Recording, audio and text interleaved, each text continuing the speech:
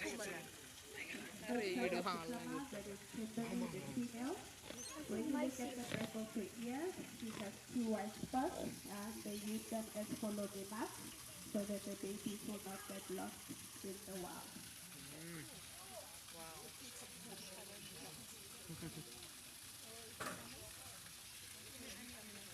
And the second tiger to come out, that is the male Ashan. He has the brighter orange color.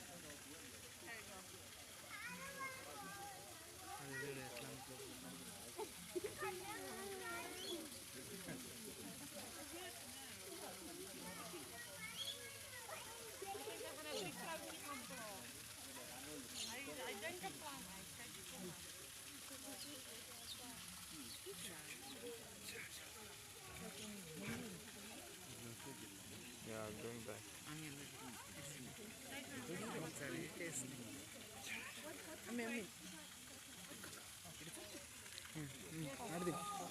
You.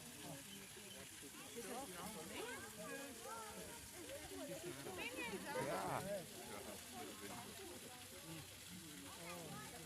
Okay.